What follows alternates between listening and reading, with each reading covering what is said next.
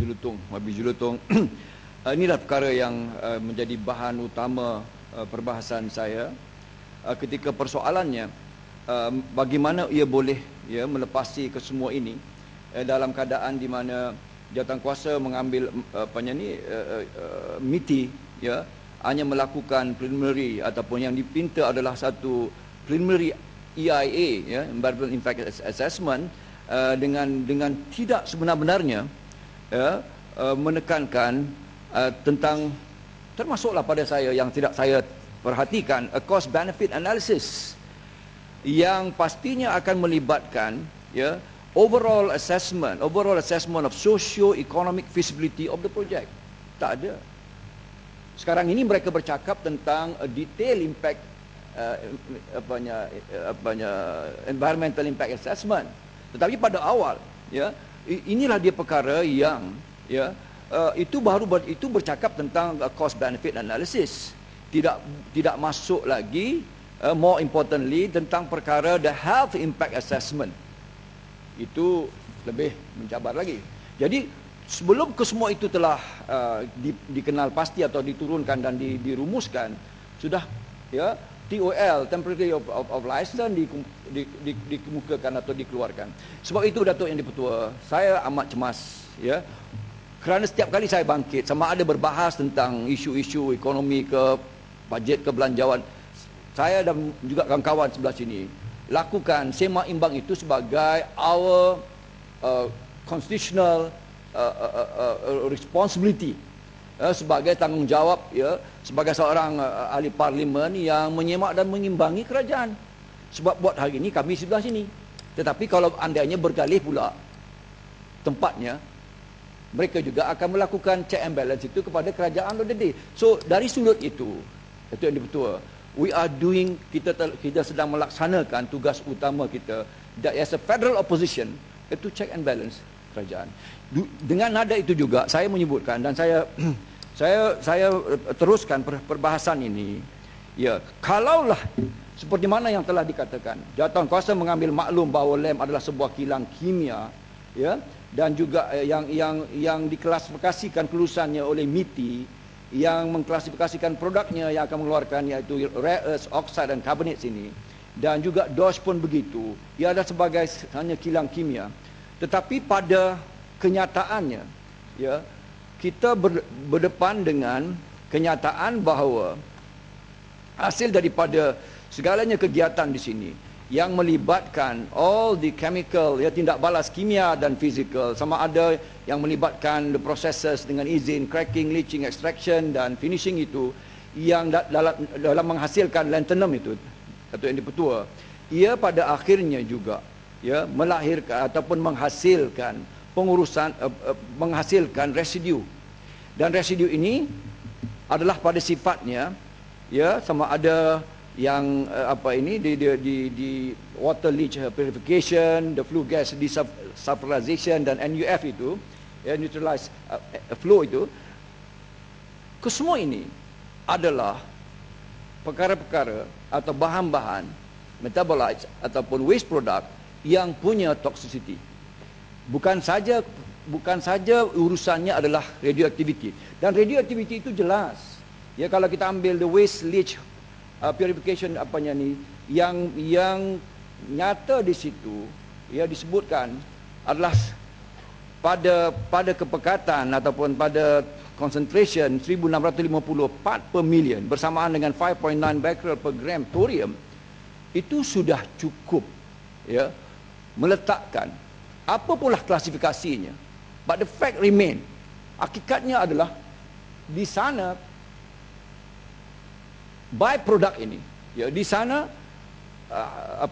residu ini nyata punya thorium pada paras 5.9 becquerel per gram pada ketika itu. What gives you the certainty? Apa jaminan bahawa kalau ia tidak dipantau, that it will dalam prosesnya akan juga melepasi tahap dan kepekatan lebih daripada itu. Oleh kerana itu, Datuk Yang Dipertua, kalau saya perhatikan, begitu juga, bukan saja radioaktiviti. Sebab tu saya kata tadi, pertikaiannya pada awal bukan hanya radioaktiviti bersabit dengan thorium. but juga hasil daripada chemical processes itu, ya, chemical processes itu ia melahirkan ataupun ia menghasilkan, ya, bahan-bahan kimia yang lain. And those bahan kimia yang saya perhatikan adalah juga very toxic, and in fact they are also carcinogenic, ya. Mereka adalah cancer causing, ya, dengan apabila lanthanide cracking process itu, ya, yang berlaku dalam rotary kiln itu which burns, yang dibakar dengan pada suhu yang at high temperature, ia menghasilkan hazardous, ya, heavy metals seperti apa? Plumber, mercury, arsenic, cadmium and nickel. And arsenic, cadmium and nickel are known human carcinogen. Ya, maka dengan kata lain, kesemua ini tentunya tidak di assess dalam di RIA, Radiological Investigation Assessment, jauh lagi on the preliminary EIA. Jadi oleh kerana itu, inilah sebabnya kalau kawan-kawan sebelah sana tak faham-faham lagi, that make this liners alone hazardous. Dan apabila kita bercakap tentang risiko, Rembau menyebutkan perkara tadi. Saya bertanya pada Rembau, mengapa 31 recommendation itu ataupun 31 precaution itu perlu dirakamkan begini? Kerana persoalannya, ia mencetuskan, it poses bukan a perception problem, it poses risk, and the risk is real.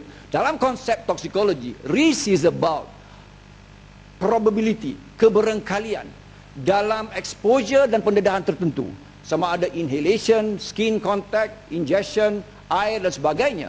Ia boleh mencetuskan adverse toxicological ataupun toxicity, adverse toxicity ataupun adverse ataupun apa juga kesan-kesan apa ini, kesan-kesan patologi ataupun harmful effect dalam bahasa mudahnya.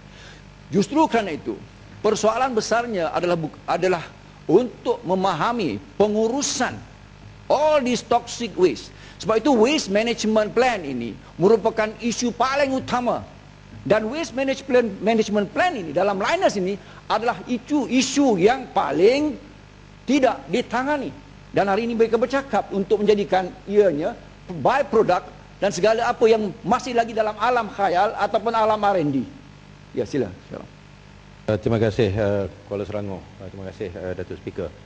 Saya hanya nak minta supaya Kuala Selangor menambah sikit tentang soal external radiation dengan internal radiation, yang mana yang berhormat Hulu Langat telah sebut, ya, dan dia menegaskan bahawa dia sebagai pakar nuklear, dia menyatakan bahawa thorium tu dari sudut external radiation itu memang ianya adalah selamat, tetapi dari sudut-sudut yang lain, dari sudut ianya mengambil bentuk dalam internal radiation, apabila thorium itu yang telah dihasilkan dalam bentuk debu, ya, dalam proses cracking yang dilakukan apabila nak dihasilkan rare earth element daripada rare earth ore itu, daripada logam rare earth itu, kita nak keluarkan dia punya rare earth element itu, kita akan lakukan satu proses yang seperti mana yang disebutkan tadi, yang mana akan menghasilkan debu, yang mana debu ini mengandungi thorium yang ada radioaktivitinya, walaupun externally ianya tidak merupakan satu masalah, tetapi sekiranya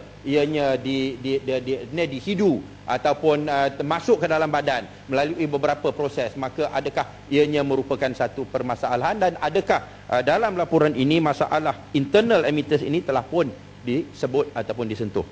Terima kasih sebab saya Shah Alam mengingatkan saya nokta-nokta yang juga penting yang saya tidak sentuh lagi.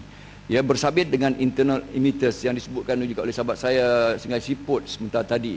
Ini dia perkara yang menjadi pertikaian hari ini, ya, di mana didapati increase and occurrence of incidences of cancer yang tidak boleh cuba difahami dari sudut kesan ataupun sebab musabab ataupun etiologi dan causative factorsnya atau sebabnya, puncanya, ya, kerana hanya dengan merujuk kepada fenomena internal emitters ini, dan satu badan yang dinamakan Cherry, ya, satu badan yang research yang memberikan tumpuan kepada isu internal emitters. Sebab kalau dalam konsepnya, kalau boleh saya sebutkan ringkasnya, kalau boleh dapat saya sebutkan begitu, ianya bersabitan dengan konsep di mana the inverse square law. Inverse square law lagi susah lah saya nak fahamkan ini benda agak ini undang-undang ini. Tetapi kalau boleh saya sebutkan, the intensity of radiation from a radioactive particle a meter away from a human body increases a trillion fold when that same particle sits at micron level distances on the body's cells and tissue. Setelah berlaku pengambilan, it is on board our body. Kalau kita telah ingest atas apa pun makanan dan minuman sebagainya, maka ketika dia dalam tubuh badan kita, this is more potentially deleterious over apa yang dikatakan sebagai genetic material yang membawa kepada mutagenesis ataupun mutagen dan carcinogen akhirnya. Jadi oleh carcinogenesis akhirnya, ya. Jadi oleh kerana itu, internal emitters ini adalah the most recent fenomena yang pakar-pakar perubatan dan medical scientist memahami atau cuba membuat pendidikan, dan ini telah pun disebutkan dalam beberapa jurnal yang mutakhir ini. Kalau saya boleh sebutkan juga atas perkara itu juga, ya, saya menyebutkan lebih awal tadi, seorang sahabat saya, ya, saya kira beliau adalah pakar dalam bidang beliau, dan saya membangkitkan perkara ketika Kulim Baram baru berucap, ya, apabila perkara ini, ya, perkara-perkara seumpama perkara-perkara health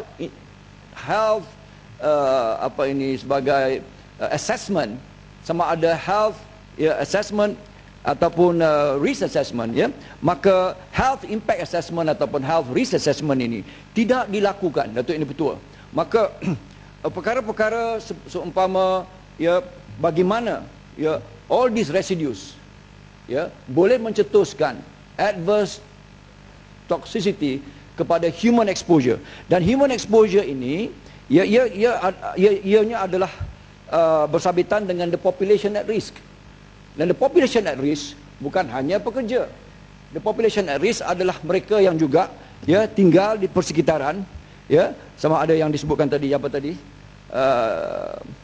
nama kampung tadi, Badung Perdana tu, taman, ya, dan apabila khususnya tatkala di sana, ya,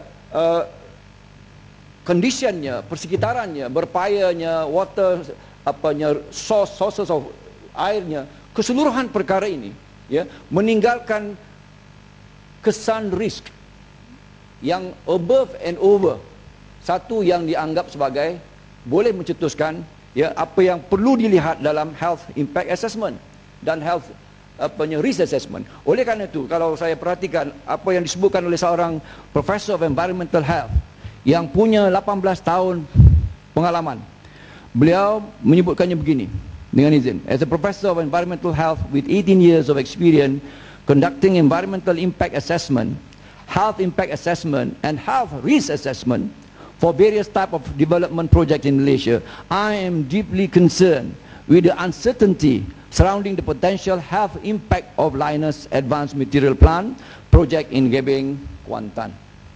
Ini pandangan seorang yang punya 18 tahun track record of doing this as matter of routine saja. Ya, I reserve my judgment as to the nature of public safety or danger LAM will pose to the population at risk, as I believe that most of the existing technical documents I have reviewed do not allow me to make a definitive and quantitative judgment on its potential health risk to the public. Itu yang dipertua. Ini dia perkara yang beliau sebutkan, dan beliau menyebutkan bahawa the preliminary EIA, ya, the Radiological Impact Assessment, RIA. Ada 2 minit lagi, Ahmad. Lajunya. Ya, bila kita ucap. Adat debate ni, Ahmad. Jadi jangan oleh bagi kerana peluang itu, dengan orang lain kalau banyak perkara nak cakap. Jadi oleh kerana itu, Datuk Yang Dipertua, ya, apabila saya